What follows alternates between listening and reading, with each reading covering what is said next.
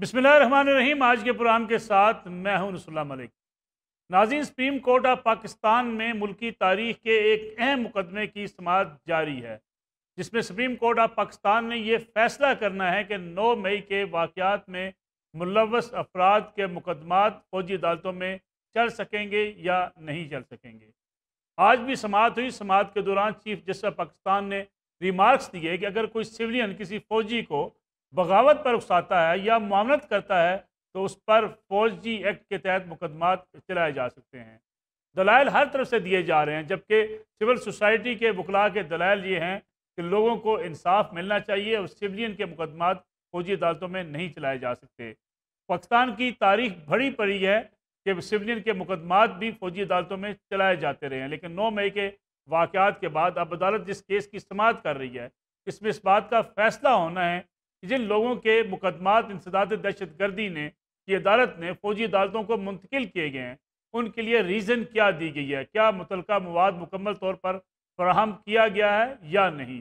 اس کے ساتھ ساتھ سماعت اب سوموار کو ہوگی، اور یہ بھی لگ رہا ہے کہ سپریم کورٹ نے کوئی حکم امتناعی جاری نہیں کیا، نہ ہی کوئی ایسا آرڈر ابھی تک پاس کیا، بلکہ اس حوالے سے ایک حتمی فیصلہ سامنے آ سکتا ہے۔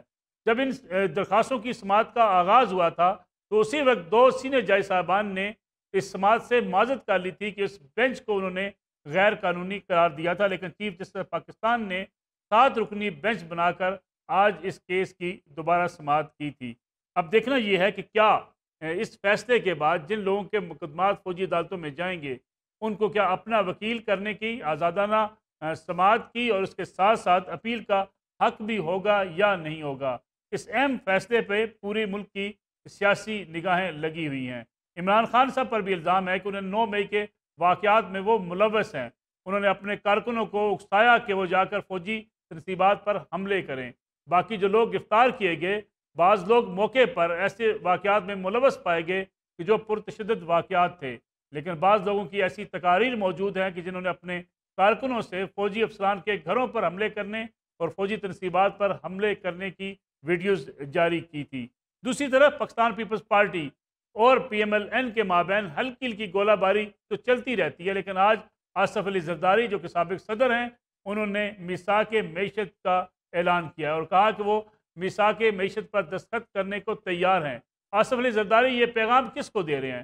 وہ حکومت کا حصہ ہیں، پی ڈی ایم کی جماعتیں معیشت کا ایک پلان بنا چکی ہیں جس میں افواج پاکستان ان کا ساتھ دے رہی ہیں، لیکن پھر یہ میثاق معیشت کے دستخط کس کے مابین ہوں گے؟ اس کے ساتھ ساتھ کیا آنے والے دنوں میں پاکستان پیپلز پارٹی اور مسلم لیگ نواز ایک دوسرے کے مد مقابل ہوں گی؟ آج بلاول بھٹو زرداری نے شہباز شریف وزیر اعظم پاکستان کی تعریف تو کی کہ کہا کہ وہ مسلسل کام کر رہے ہیں، انتھک کوششیں کر رہے ہیں تاکہ معیشت کو بہتر کیا جا سکے، لیکن دوسری طرف پیپلز پارٹی کے گلے شکوے بھی اپنی جگہ پر موجود ہیں۔ آج کے پروگرام کا یہ بھی موضوع ہوگا اور ساتھ ساتھ مسلم لیگ نواز کے رہنماؤں سے پوچھیں گے کہ آخر جو لیول پلینگ فیلڈ کی بات مسلم لیگ نواز کرتی تھی پی ٹی آئی کے حوالے سے، کیا وہ موقع آ نہیں گیا؟ اور کیا ملک کے اندر انتخابات فوری اناؤنس نہیں ہو جانے چاہیے تاکہ ملک کے اندر سیاسی بحران کو ختم کیا جا سکے؟ ہمارے ساتھ موجود ہیں پاکستان مسلم لیگ نواز کے سینئر رہنما جناب وفاقی وزیر قانون رانا تنویر حسین صاحب۔ رانا صاحب بہت بہت شکریہ پروگرام میں وقت دینے کا۔ رانا صاحب یہ بتائیے گا کہ آج زرداری صاحب نے کہا کہ میں میثاق معیشت کرنے کو تیار ہوں، زرداری صاحب کس کو یہ پیغام دے رہے ہیں؟ کس کے ساتھ میثاق معیشت ہوگا؟ دیکھیں، یہ تو زرداری صاحب بتا سکتے ہیں۔ جب آپ نے شہباز صاحب نے کہا تھا، جب یہ 2018 کی اسمبلی جو ایک دھاندلی زدہ اسمبلی تھی بنی، تو اس میں جب تقریر کی شہباز صاحب نے، تو انہوں نے یہ آفر کی تھی عمران خان کو، اس وقت جو پرائم منسٹر تھا، کہ ہم آپ کے ساتھ میثاق معیشت کرنے کو تیار ہیں۔ اور یہ بڑی پرانا ایک ہمارا چل رہا ہے۔ پیچھے جب 2013 میں ہماری گورنمنٹ تھی تو اس وقت بھی ہم میثاق جمہوریت کی جو بات کرتے ہیں، اس کے بعد اس کی بات کی تھی کہ معیشت میں بھی اس قسم کا ایک معاہدہ ہونا چاہیے تاکہ جو بیسک پالیسیز ہیں، اکنامک پالیسیز، وہ جو بھی گورنمنٹ آئے وہ ان کو لے کے چلے، کیری کرے اور اس کی کنٹینیوٹی رہے، تبھی اس کا بہتری یا اس سے بہتر ہو سکتی ہے۔ اور یہ دنیا میں ہوتا ہے کہ جو اکنامک پالیسیز ہوتی ہے وہ ہر آنے والی گورنمنٹ اس کو اون کرتی ہے، اڈاپٹ کرتی ہے، اور اسی سے اکنامک پروگرس کی ایڈوانسمنٹ یا بہتری کی صورت آتی ہے اکنامک پروگرس کی. تو وہ زرداری صاحب جو بات کر رہے ہیں، میرا خیال ہے جو اس وقت کولیشن پارٹنر ہیں، اتحادی ہیں، وہ مولوی صاحب سارے کے سارے اس پہ آن بورڈ ہیں کہ مساک معیشت ہونا چاہیے، تو چارٹر اور اکانومی ہونا چاہیے. تو میرا حال ہے اس میں اگر ان کا کوئی ایسا ذہن ہے تو ہم تو اس پہ کرنے کو پہلے ہی تیار ہیں، ہم تو چاہتے ہیں یہ ہو. رانا صاحب مساک معیشت مساک معیشت جو ہے وہ پی ڈی ایم کی جماعتوں کے مابین تو ہو سکتا ہے، لگتا ہے کہ اب فوج بھی مساک معیشت کے تحت حکومت کے ساتھ ہے، لیکن جو اپوزیشن ہے وہ کہیں نظر نہیں آتی. تو مساک معیشت صرف فوج اور حکومت کے مابین ہی سمجھا جائے گا؟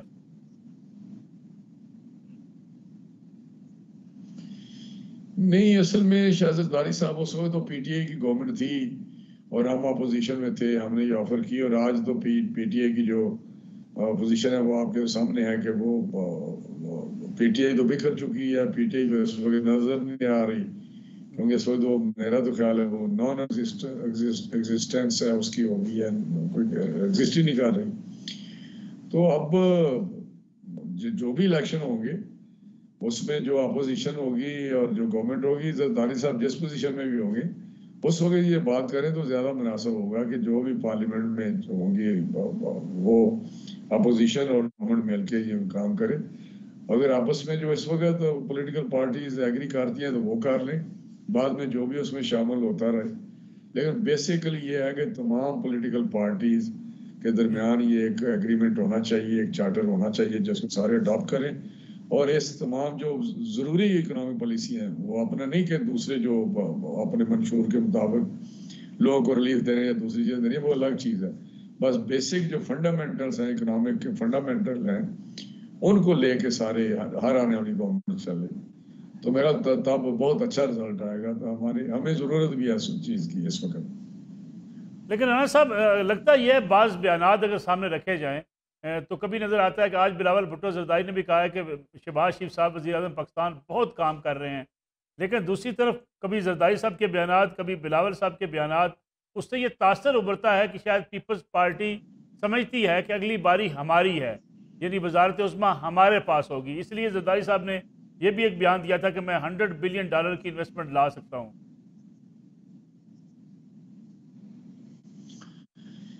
لیکن ملک صاحب جو ہے یہ ان کے کہنے کی بات ان کی مہربانی، لیکن شہباز صاحب نے جس کیپیسٹی میں بھی ہوئے ہیں، چاہے چیف منسٹر ہوئے ہیں یا پرائم منسٹر ہیں یا جس جگہ پہ بھی ہوئے ہیں، انہوں نے بے انتہا محنت کی ہے، اور وہ جانے پہچانے جاتے ہیں ساری دنیا میں کہ شہباز صاحب ایک محنتی اور بہت ہی زبردست کام کرنے والے شخصیت ہیں. تو ان کی مہربانی انہوں نے اکنالج کی ہے. لیکن جو وہ بات کرتے ہیں کبھی کبھی وہ میرا وہ پولیٹیکل اینگل ہوتا ہے کہ آنے والے الیکشنوں میں شاید ان کو اس کا ڈیویڈنڈ لینا چاہتے ہیں. کبھی وہ کہتے ہیں جی فلڈ کے پیسے نہیں دیے، کبھی کچھ کہتے ہیں، لیکن میرا حال ہے اس کے پیچھے کوئی وہ چیز اسپرٹ نہیں ہوتی، صرف پولیٹیکل ایک اینگل ہوتا ہے ان کا. تو باقی پرائم منسٹر کی خواہش کرنا وہ آنے والے دنوں میں ہم پرائم منسٹر ہوں گے اور ہم یہ کریں گے، یہ تو الیکشن کا رزلٹ ہے، وہاں فیصلہ کریں گے کہ وہ کون پرائم منسٹر ہوگا، کس پارٹی سے ہوگا. لیکن یہ میں آپ کو بتا دوں کہ یہ خواہش ہر پارٹی کی ہوتی ہے کہ پرائم منسٹر ہماری پارٹی سے ہو، اور انشاءاللہ پی ایم ایل بہت بڑی پارٹی ہے، وہ مجھے تو کبھی امید ہے انشاءاللہ تعالیٰ کہ وہ 2023 کے الیکشن میں سویپ کرے گی. رانا صاحب اگر پنجاب کی بات کی جائے، آپ پرانے سیاستدان ہیں، سیاسی کارکن ہیں، مسلم لیگ نواز کے ایک سینئر رہنما ہیں، پالیسیوں سے آپ واقف ہیں. پنجاب کی سیاست میں آپ کا مقابلہ پیپلز پارٹی سے ہو سکتا ہے یا استحکام پاکستان پارٹی سے ہوگا یا پی ٹی آئی سے ہوگا؟ کیا کہیں گے آپ اس پہ؟ دیکھیں میں آپ کو بتاؤں کہ پیپلز پارٹی ایک کافی اسٹرگل کر رہی ہے کہ وہ پنجاب میں پھر دوبارہ یہاں کی الیکٹرل جو پالیٹکس ہے، جو الیکشنوں کی سیاست ہے، اس میں وہ دوبارہ انٹر ہو، کیونکہ پہلے تو وہ وائپ آؤٹ ہو چکی ہے پنجاب میں، تو اس کا کوئی رول ہی نہیں ہے الیکٹرل پالیٹکس میں، الیکشنوں کی سیاست میں. تو ابھی انہوں نے کوشش کی ہے کوئی کسی طریقے سے ہم انٹری ڈالیں اور ادھر سردار صاحب بیٹھتے ہیں ملتے ہیں، لیکن میرا نہیں خیال کہ پی ایم ایل این کے مقابلے پیپلز پارٹی کہ کوئی ایسا ان کا بیس ہوگا جس سے وہ مقابلہ کر سکے۔ باقی ہے استحکام میں یا دوسری پارٹیوں میں کوئی الیکٹیبلز ہیں جن کا ایک اپنا ووٹ بینک بھی ہوتا ہے، لیکن وہ بھی میں سمجھتا ہوں جو استحکام میں اس وقت گئے ہیں لوگ وہ پولیٹیکلی ڈسکریڈٹ ہو چکے ہیں۔ اب لوگ ان کو نہیں پسند کرتے جو اس قسم کے کریکٹر پولیٹیکل کریکٹر ہو کہ کبھی کسی پارٹی میں کبھی کسی پارٹی میں کبھی کسی پارٹی میں۔ تو میرا پی ایم ایل این انشاءاللہ پنجاب میں اوور ویلمنگ میجورٹی سے جیتے گی۔ ماضی میں بھی سیاستدان مائنس ہوتے رہے، آپ کو لگتا ہے کہ عمران خان صاحب بھی مائنس ہو رہے ہیں؟ نہیں، عمران خان کو تو میں سمجھتا ہوں مائنس وہ اس کا فیوچر کوئی نہیں ہے۔ جو ماضی میں جو جس طرح ہوتے رہے ہیں مائنس، وہ آپ کو پتہ ہے کہ وہ ایک ان نیچرل اور آرٹیفیشل طریقے سے ہوتے رہے ہیں۔ یہ جو بندہ ہے یہ ایکسپوز ہوا ہے کہ یہ پاکستان کے مفاد میں نہیں ہے، اس کا سیاست میں یا اس کو رہنا یا حکمرانی ہے اس کو ملنا، کیونکہ جو اس کی حکمرانی کا دیکھا لوگوں نے اس میں ملک کمزور ہوا ہے اور ادارے جو ہیں وہ آلموسٹ ان کی بھی حالت کوئی نہیں ہے جو ادارے ہمارے ہیں۔ تو پھر 9 مئی کا واقعہ تو بالکل ہی میرا خیال ہے قوم کو جھنجھوڑ کے رکھ دیا ہے کہ جو ان کا اصل چہرہ باہر آیا ہے، پی ٹی آئی یا عمران خان کا اصل تو عمران خان ہی ہے۔ تو میں نہیں سمجھتا کہ اس کی دوبارہ پولیٹکس میں کوئی گنجائش ہو سکتی ہے، کیونکہ اس طرح نہیں ہوا، بلکہ یہ تو لوگوں نے سوچا کہ یہ واقعی شخص جو ہے یہ پاکستان کے اندر سیاست کے اندر رہنے کے یہ لائق نہیں ہے اور اس کو کسی قسم کا رول نہیں ملنا چاہیے پاکستان کے معاملات میں، کیونکہ اس نے پاکستان کے ساتھ جو کرنے کی کوشش کی ہے 9 مئی کو اسپیشلی، وہ کسی طریقے سے قوم نے اس کو قبول نہیں کیا۔ رانا صاحب، پی ٹی ایم کے اندر یہ اختلاف موجود ہے کہ پی ٹی آئی پر پابندی لگنی چاہیے یا نہیں؟ دیکھیں ابھی اس میں تو فارمل کوئی ایسی ڈسکشن نہیں ہوئی کہ جی کہا جائے کہ جی کوئی بحث ہوئی ہے یا ایک ایشو آگے آیا تو اس پہ کوئی ڈسکشن ہوئی ہے، لیکن میں ذاتی طور پہ سمجھتا ہوں کہ اس قسم کی پارٹی کو ملکی سیاست میں نہیں ہونا چاہیے جس کا پتہ چل جائے کہ یہ اینٹی پاکستان ہے یا پاکستان کی سالمیت کو بھی یہ کمپرومائز کر سکتے ہیں اپنے وہ ایک خواہش پہ کہ ہمیں اقتدار ملے۔ تو میرا ذاتی تو میں نے ہمیشہ کہا کہ اس پہ پابندی لگنی چاہیے، لیکن کچھ خیالات یہ ایسے بھی ہیں سیاسی ہمارے جو سینئر لوگ ہیں یا جو سیاسی بڑے قادر لوگ ہیں جن کا تجربہ بھی ہے، وہ کہتا ہے جی اس کو نیچرل پولیٹیکل ڈیتھ ہونی چاہیے اس کی، کہ اس پروسیس سے اس کو نکلنا چاہیے، عوام اس کو نکالیں، لوگ اس کو نکالیں سیاست سے۔ رانا صاحب، عمران خان کہتے ہیں کہ جس قسم کے بیانات پی ٹی آئی کے لوگوں نے دیے ہیں فوج کے حوالے سے، اس قسم کے بیانات پی ایم ایل این اور پیپلز پارٹی بھی دیتی رہی ہے، لیکن ان پر پابندی یا ان پر مقدمات کے حوالے سے کبھی اتنا شور نہیں مچا جتنا پی ٹی آئی کے حوالے سے مچایا جا رہا ہے۔ نہیں، یہ کبھی نہیں ہوا، کبھی نہیں ہوا، یہ تو کبھی نہیں ہوا کہ کسی بڑے ہمارے ساتھ زیادتیاں ہوئی ہیں، بڑی وکٹمائزیشن ہوئی ہے۔ 99 میں کیا ہوا نواز شریف صاحب کے ساتھ، اور اس کے بعد جو ابھی جو 17 میں ڈسکوالیفائی کیا گیا وہ کیا ہوا۔ تو یہ کبھی کسی نے کہا کہ آرمی چیف جو ہے وہ میر جعفر اور میر صادق ہے، یہ کبھی آپ نے سنا ہے کہ کسی سپہ سالار کو اس قسم کی، اور پھر مسلسل یہ بیانیاں لے کے چلتے رہے کہ یہ اس قسم کے لوگ ہیں۔ ہمارے افواج پاکستان کے متعلق جس طرح کی گفتگو کی ہیں، تو میں سمجھتا ہوں، اور پھر 9 مئی کو جو واقعہ ہوا ہے تو انہوں نے تو ڈرٹی ہیری تک کہہ دیا۔ تو یہ میں نہیں یہ ان کو اٹھا کے دیکھیں یہ کرتے کیا رہے ہیں، اب چیخیں مارتے ہیں ہمارے ساتھ۔ انہوں نے پی ایم ایل این کے اور اپنے سیاسی مخالفوں کو دیوار کے اندر چن کے رکھ دیا تھا، جس طرح وہ فزیکلی ٹارچر کرتے تھے، جس طرح پکڑ کے دھکیل کے لے کے جاتے تھے اس کے لوگ۔ تو میں سمجھتا ہوں یہ تو ابھی آپ کے کلپس لوگ دکھاتے ہیں جب جو پی ایم ایل این کے ساتھ ہوتا رہا ہے، میڈیا میں ہر چیز ہے تو محفوظ ہے۔ تو یہ کہنا کہ ہم نے بیان دیے، ایک ہی ہمارا بیانیہ تھا کہ اپنی ہر ایک کسی کی کانسٹیٹیوشن میں ریٹن ڈومین ہے، لکھی ہوئی ہے کہ یہ حدود ہیں جس میں ادارے کام کریں گے، تو اسے اپنے اپنے حدود میں کام کرنا چاہیے ہر ادارے کو. تو میں سمجھتا ہوں یہ ایسی جو وہ بات کرتا ہے وہ اس کی کسی طریقے سے نہ مانی جا رہی ہے، نہ وہ مانی جائے گی. رانا صاحب، زرداری صاحب نے کہا تھا کہ الیکشن جب میں چاہوں گا تب ہوں گے، لیکن جس لیول پلینگ فیلڈ کی بات کی جاتی رہی، مریم نواز بھی کہتی رہی، وقت تقریباً ہوتی ہوئی نظر آ رہی ہے. زرداری صاحب یہ فیصلہ کریں گے الیکشن کب ہوں گے؟ نہیں، یہ دیکھیں بیانات آپ چھوڑیں. جب بھی ایک تو 12 اکتوبر تاریخ ہے، 13 اگست لکھی ہوئی تاریخ ہے کہ اس دن خود بخود جو نیشنل اسمبلی ہے یا صوبائی اسمبلیاں ہیں وہ خود بخود ڈیزالو ہو جائیں گی اور اسٹینڈ ڈیزالو. تو اس کے بعد اس کو ڈیزالو کرنے کی ضرورت نہیں ہے. تو اس سے پہلے اگر کوئی فیصلہ کرنا ہے تو وہ مل کے کریں گے ساری پارٹیاں جو اس وقت حکومت میں ہے، کہ کس طرح ہم نے پہلے ڈیزالو کرنی ہے یا 13 اگست کو ڈیزالو کرنی ہے. تو میں سمجھتا ہوں زرداری صاحب جو کہتے ہیں ٹھیک کہتے ہوں گے. میاں نواز شریف صاحب نے الیکشن کمپین آ کر چلانی تھی. اگر الیکشن کی فضا بن رہی ہے تو میاں نواز شریف کی واپسی کا اعلان کیوں مؤخر کیا جاتا ہے بار بار؟ نہیں دیکھیں، میں آپ کو بتاؤں کہ اس میں کوئی شک نہیں کہ میاں صاحب الیکشن سے پہلے یہاں ہوں گے اور الیکشن کی جو کمپین ہے وہ انشاءاللہ وہ خود چلائیں گے.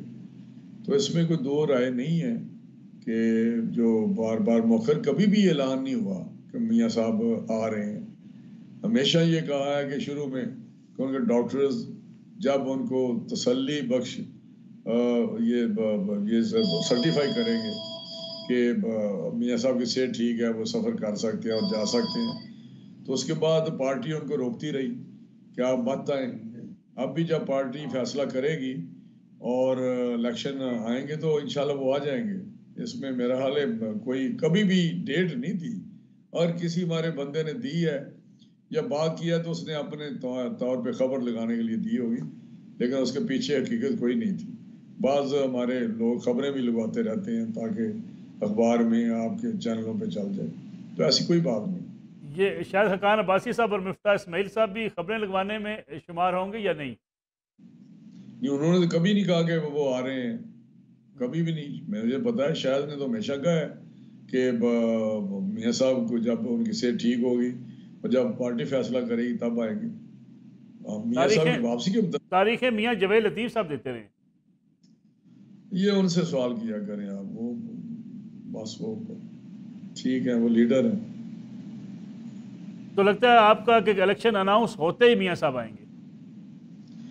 جی انشاءاللہ الیکشن سے پہلے آئیں گے، بالکل. الیکشن کمپین وہ خود چلائیں گے اور لیڈ کریں گے. رانا صاحب، ایک پرسنل سوال سنا ہے، اس دفعہ آپ 2 حلقوں سے الیکشن لڑیں گے قومی اسمبلی کا، یہ بات درست ہے؟ نہیں، وہ بات ایسے نہیں تھی. وہ جو مریدگے کا حلقہ ہے اس میں وہ عمران خان کا کہہ رہے تھے کہ جی اس نے الیکشن لڑنا ہے. شاید جلسے بھی 1-2 دفعہ اس نے منعقد کرنے کی کوشش کی جو نہیں ہو سکا. تو اس وقت یہ بات تھی تو میں نے کہا تھا اگر وہ الیکشن لڑا تو پھر میں خود ادھر سے لڑوں گا الیکشن. تو اب عمران خان تو میرا خیال ہے قصہ پرینا ہے. اب میں نے 2 حلقوں سے الیکشن، وہ تو اس کے مقابلے میں نے کھڑے ہونا تھا. رانا صاحب بہت بہت شکریہ پروگرام میں وقت دینے کا. پروگرام میں ایک بریک کا وقت ہوا ہے، بریک سے واپس آئیں گے، یہی سوالات رکھیں گے پاکستان پیپلز پارٹی کے سینئر رہنما اور وزیر اعظم پاکستان کے مشیر جناب قمرالزمان کائرہ صاحب کے سامنے کہ آخر پیپلز پارٹی اتنی متحرک جو دکھائی دیتی ہے کس چیز کی تیاری ہے؟ کیا پی ایم ایل این سے لڑنے کی تیاری ہے یا انتخابی میدان سجنے والا ہے، جس لیے پیپلز پارٹی اب یہ سمجھتی ہے کہ اسے پی ڈی ایم سے نکل کے انتخابی میدان کے اندر پاکستان مسلم لیگ نواز کا مقابلہ کرنا ہے. آنے والی حکومت کس کی ہوگی؟ آنے والی حکومت کا وزیر اعظم کون ہوگا؟ پاکستان پیپلز پارٹی سے یا پی ایم ایل این سے؟ یہ سوالات ہیں جو ہر وقت آج کل پوچھے جا رہے ہیں. یہ سارے سوالات پوچھیں گے جناب قمرالزمان کائرہ سے. پروگرام میں ایک بار پھر خوش آمدید. ہمارے ساتھ موجود ہیں پاکستان پیپلز پارٹی کے سینئر رہنما اور وزیر اعظم پاکستان کے مشیر جناب قمرالزمان کائرہ صاحب. کائرہ صاحب بہت بہت شکریہ پروگرام میں وقت دینے کا.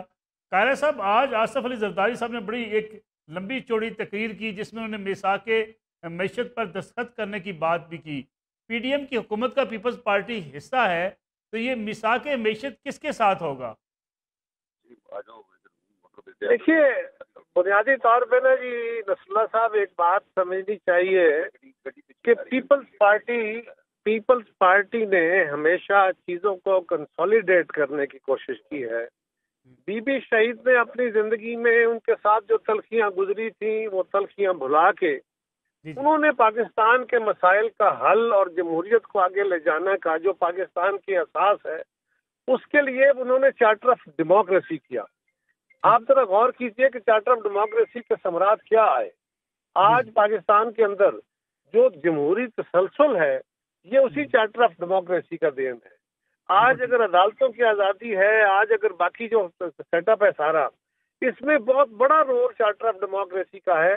ہم پوری طرح ابھی تک اس پہ عمل کچھ شکوں پہ نہیں کر پائے، باقی تو ہو گیا. اسی طرح ہمیں سمجھنا یہ چاہیے کہ جو نفرتوں کا عمل ہے، سیاست میں مخالفت کو دشمنی سمجھنا، اور یہ جو عمران خان صاحب نے وتیرہ اپنایا، اس کو ختم کر کے سب کو اکٹھے بیٹھنا ہوگا، ساری قوتوں کو، سیاسی جماعتوں کو، اور ڈیموکریسی اپنے اکانومی کے لیے جو لارجر سین پہ چیلنجز ہیں اس کے اہداف مقرر کرنے ہوں گے کہ ہماری پرائرٹی نمبر 1 کیا ہے، 2 کیا ہے، 3 کیا ہے. آگے جو حکومتیں آئیں سب اس کے سگنیٹری ہوں گے اور اس کے بعد اپنی اپنی پالیسیاں لے کے چلیں، لیکن اس ہدف کی طرف بڑھنے کی بات کریں، حکومتیں ایڈمنسٹریٹو رول ادا کریں. یہ ایک تصور ہے جو بی بی شہید نے چارٹر آف ڈیموکریسی کو دیکھا دیا تھا، زرداری صاحب چارٹر آف اکانومی کا، اور یہ بہت دنوں سے باتیں کر رہے ہیں. زرداری صاحب نے آج نہیں کہا، زرداری صاحب نے اپنی حکومت کے دور میں کہا اور کوشش کی. زرداری صاحب نے جب عمران خان کی گورنمنٹ آئی وہ ریکارڈ پہ ہیں، چیئرمین صاحب بھی، بلاول صاحب بھی ریکارڈ پہ ہیں کہ انہوں نے کہا کہ ہمیں مل کے اس ملک کے معاشی مسائل کا حل نکالنا ہوگا، کوئی جماعت اکیلے ان مسائل کا حل نہیں نکال سکتی. آج بھی وہ وہی بات کر رہے ہیں اور یہی وے فارورڈ ہے. اسی لیے قاہرہ صاحب اگر کوئی ایک جماعت بھی ملکی مسائل حل نہیں کر سکتی تو پھر اس وقت تو اپوزیشن ہے ہی کوئی نہیں. اپوزیشن میں پی ٹی آئی ہے، پی ٹی آئی کے بارے میں کہا جا رہا ہے کہ پی ٹی آئی کے اوپر پابندی لگ رہی ہے، حکومت پابندی لگانا چاہتی ہے. حکومت کا کوئی ایسا ارادہ نہیں ہے، نہ پابندی لگ سکتی ہے نہ لگائی جا سکتی ہے. کہ جائے کہ کسی جماعت کے خلاف کوئی ایسا مواد ثابت ہو جائے جو قانون کے زمرے میں پابندی لگانے کا ہو اور عدالتیں اس کو سرٹیفائی کریں، اور کوئی رستہ نہیں ہے. یہ باقی کہانیاں ہیں، قصے ہیں، لوگوں کی اپنی خواہشیں ہیں. ان خواہشوں کے بارے میں مت سوچئے. پاکستان کے اندر نہ کسی فرد پہ پابندی لگ سکتی ہے نہ کسی جماعت پہ، انلیس کوئی اس سے ایسا جرم سرزد ہوا ہے جو قانون کے زمرے میں آتا ہے اور وہ عدالتوں کے پرویو میں ہے. عدالتیں اس پہ پابندی لگائیں تو لگائیں، کسی حکومت یا کسی کی خواہش پہ پابندیاں نہیں لگ سکتی. یعنی پی ٹی آئی کے چیئرمین عمران خان ہوں یا پاکستان تحریک انصاف، ان پر کوئی پابندی کا ارادہ حکومت نہیں رکھتی؟ قطعاً حکومت کا ارادہ نہیں ہے، ہو بھی تو نہیں لگ سکتی. دیکھیں نصر اللہ صاحب، فرض کریں یہ بالکل میں ایسے ہی مفروضے کی بات کرنے لگا ہوں کہ اگر فرض کریں پابندی لگ جاتی ہے پھر کیا ہوگا؟ پھر یہ ہوگا کہ خان صاحب اسی وقت عدالت میں جائیں گے، ایک عدالت نہیں اوپر سپریم کورٹ تک جائیں گے. تو کیا اس ملک کا عدالتی نظام یہ چھوڑ دے گا؟ کیا میڈیا اس سے خاموش ہو جائے گا؟ کیا یہ ایک دیوانے کا خواب نہیں ہے؟ کیا اس ملک کے اندر ایسا ممکن ہے؟ نہیں. ہاں، اگر کسی جماعت کے یا کسی فرد کے خلاف ایسا جرم ثابت ہو جاتا ہے جو قانون کے زمرے میں آ کے پابندی لگنے کا ہو تو پھر بھی subject to decision of the court ہی ہونا ہے. لیکن قاہرہ صاحب اب تک کے جو واقعات ہیں، آپ حکومت میں ایک اہم عہدے پر فائز ہیں، جو تحریک انصاف کے اوپر مقدمات ہیں، خاص طور پر اگر ہم 9 مئی کا ذکر کریں، ان مقدمات کو اگر دیکھا جائے تو فوجی تنصیبات پر حملے کرنا، فوجی افسران کے گھروں پر حملے کرنا، کیا یہ پاکستان تحریک انصاف کے لوگوں کے لیے مشکلات پیدا نہیں کر رہا؟ جی، تو کس نے کہا تھا یہ کریں؟ پہلی بات تو نصر اللہ صاحب یہ ہے کہ یہ حملے ہماری دانش میں ایک پلان طریقے سے ہوئے، اور یہ پلاننگ کسی ایک دن میں نہیں ہوئی. آپ کو میں تھوڑا سا آدھا منٹ کے لیے ماضی میں لے جاتا ہوں. خان صاحب جب حکومت سے الگ ہوئے، خان صاحب نے ایک تو فوج کو مورد الزام ٹھہرایا، اور دوسرا وہ اپنے ہر جلسے میں، ہر میٹنگ میں، ہر اجلاس میں وہ اپنے کارکنوں کو ایجیٹیٹ کرتے تھے اور ان سے حلف لیتے تھے، قرآن اٹھواتے تھے کہ میرے ساتھ حلف لو کہ اگر مجھے پکڑا گیا، اگر یہ ہوا تو تم باہر آؤ گے، تم سسٹم بند کر دو گے اور تم ایسے احتجاج کرو گے جیسے ترکی کے عوام نے کیا تھا.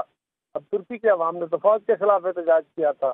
وہ پاکستان کے لوگوں کو اجیٹیٹ کر کے، اسی لیے پاکستان کے ہر شہر میں کسی اور جگہ پہ حملہ نہیں ہوا، صرف فوج کی تنصیبات پہ حملہ ہوا.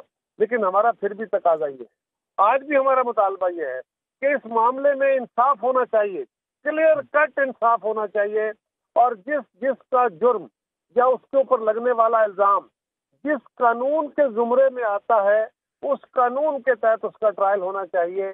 اگر کسی کا الزام کسی پہ کرمنل لا کے تحت آتا ہے تو عام کرمنل کورٹ میں ٹرائل ہوگا، اگر ٹیررسٹ کا آتا ہے تو ٹیررسٹ کورٹ میں ٹرائل ہوگا، اور اگر کسی دوسرے قانون میں آتا ہے آرمی ایکٹ میں تو اس کے تحت ٹرائل ہوگا. لیکن یہ بھی یاد رکھیے، یہ جو آرمی ایکٹ کے بارے میں بہت تاثر ہے، ہم ہمیشہ خصوصی عدالتوں اور خصوصی قوانین کے خلاف رہے ہیں.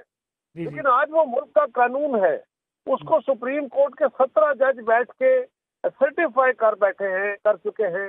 لیکن ایک اور بات نصر اللہ صاحب، آج ہم مثالیں دیتے ہیں کہ مارشل لا کی جو عدالتیں پیپلز پارٹی کے لیے بنائی گئی تھی، جب ایک نعرہ جیے بھٹو کا لگانے کی سزا 1 سال قید اور 10 کوڑے تھی، وہ ایک فوجی افسر بیٹھ کے سزا سناتا تھا اور اس کی اپیل بھی نیچے ختم ہو جاتی تھی. آج اگر کوئی بندہ اس زمرے میں آیا کہ اس کا جرم یا اس پہ لگنے والا الزام اس ایکٹ کے تحت ہوا تو ٹرائل ہوگا، اس کو اپنی مرضی کا وکیل رکھنے کی اجازت ہوگی، اور اس کے خلاف ہونے والے فیصلے کی ایک اپیل آرمی چیف کے پاس ہوگی، دوسری چیز آرمی چیف کے فیصلے کی اپیل ہائی کورٹ میں ہوگی، اور ہائی کورٹ کے فیصلے کی اپیل سپریم کورٹ میں ہوگی.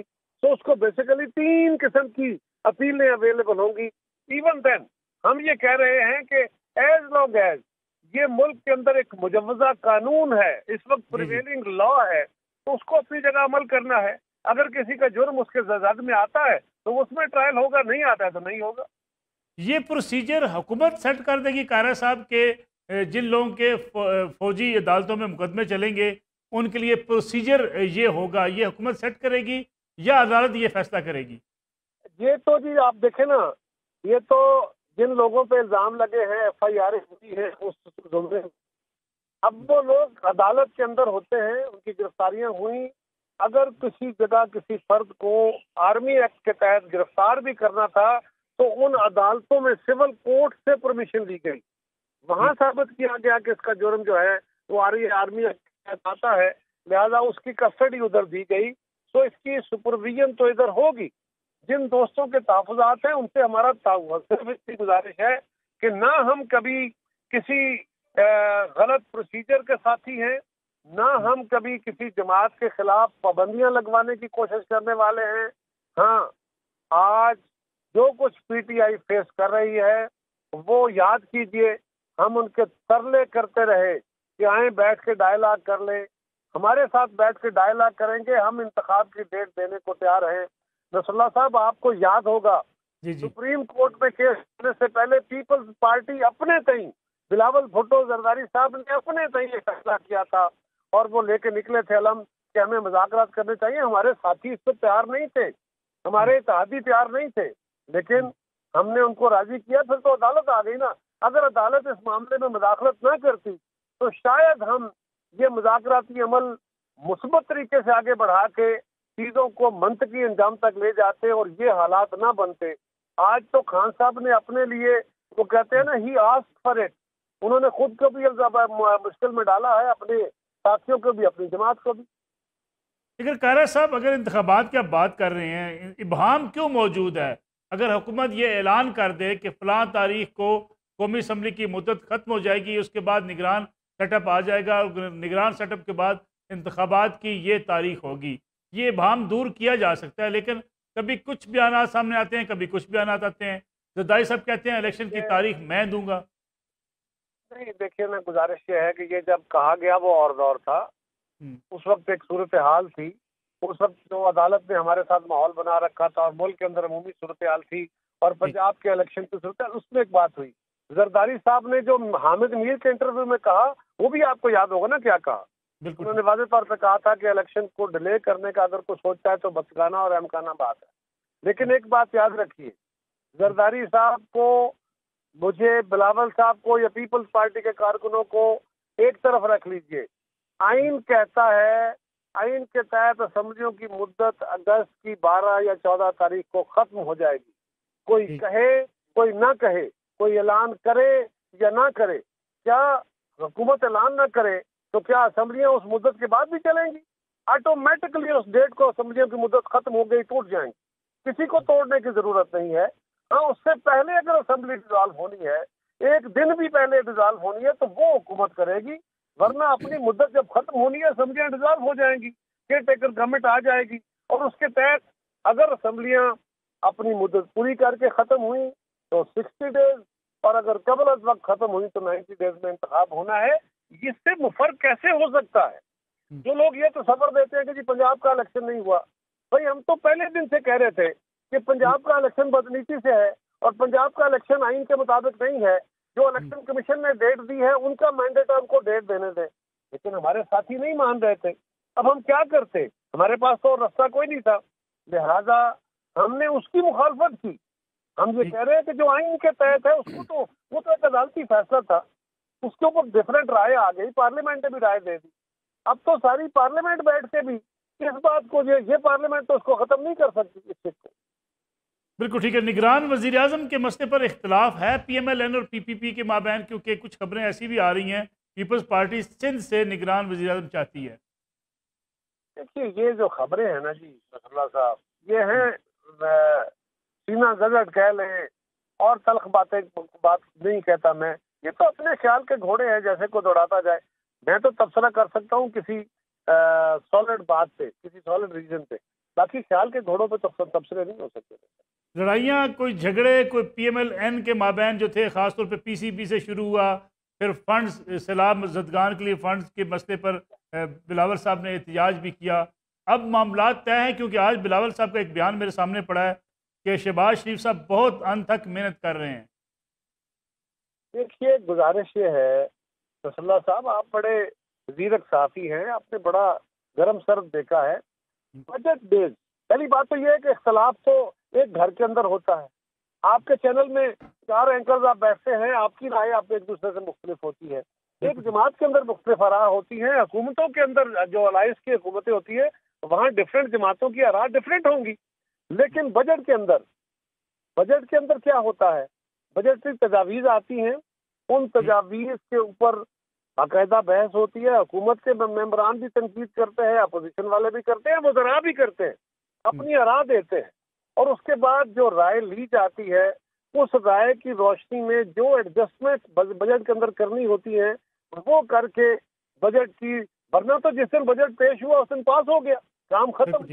اب صورتحال یہ ہے کہ ہمارے کچھ تحفظات، کچھ تجاویز تھے جو ہم نے دیے، اور ان تجاویز کو باقی جماعتوں کی طرف وہ تجاویز مان لی گئی. یہی ہمارا کوئی اختلاف کیا تھا اس میں؟ وہ ہماری تجاویز تھی، اس میں سے میجورٹی مان لی گئی، اور اسی بجٹری پرپوزل کے اندر رہتے ہوئے آپ کہتے ہیں نا جی دیکھ رہا چنک آف منی تو وہی ہے جو گورنمنٹ کے پاس اویلیبل ہے، اور تو پیسہ نہیں کہیں سے آئے گا. تو اسی کو ہم نے ری پرائرٹائز کرنا تھا. اور میں آپ کو گزارش کر دیتا ہوں کہ ہمارا میجر جو کنسرن تھا وہ پورے پاکستان کے 4 صوبوں میں جو سیلاب زدگان تھے، پچھلے سیلاب کے زد میں آئے، ان کے لیے جو ہماری کمٹمنٹ تھی ان کو آنر کرنے کے لیے تھا. سندھ حکومت کا اسپیسیفک تھا کہ سندھ نے اس کے لیے کچھ پیسے رکھے تھے میچنگ گرانٹ کے طور پہ، فیڈرل گورنمنٹ نے بھی رکھنا تھا، وہ بھی رکھے گئے. اور یہ بھی کہا گیا کہ 4 صوبوں کے ساتھ مل کے 15 جولائی تک ایک ماسٹر پلان تیار ہوگا، تاکہ جو فورن ڈونرز کے وعدے تھے اور جو لوکلی ہم نے پیسے اکٹھے کرنے ہیں وہ سارا کمپریہنسو پلان جو ہے اس کے اوپر کام کیا جائے. بہت بہت شکریہ. قمر عثمان قاہرہ صاحب ہمارے ساتھ موجود تھے، وزیر اعظم پاکستان کے مشیر. ناظرین ایک بریک کا وقت ہوا ہے، بریک سے واپس آئیں گے، بات کریں گے سرگودا کے ٹیچنگ ہاسپٹل میں 3 دن کے دوران 21 اموات. اس پہ بات کریں گے پنجاب کے نگران صوبائی وزیر صحت سے. پورا میں ایک بار پھر خوش آمدید. سرگودا کے ڈاکٹر فیصل مسعود ٹیچنگ ہاسپٹل میں 3 روز کے دوران 21 افراد جاں کی بازی ہار گئے. کچھ لواحقین کا یہ الزام بھی ہے کہ ایئر کنڈیشن بند ہوا، لیکن بعض کے بارے میں یہ کہا جا رہا ہے کہ وہ گردوں کے مریض تھے. تاہم گرمی کی ایک لہر پورے ملک کو اپنی لپیٹ میں لی ہوئی ہے. ان حالات میں ہاسپٹل کے اندر انتظامات کتنے تھے؟ کیا واقعی ناکافی تھے کہ 3 دنوں کے دوران 21 اموات ہوئیں۔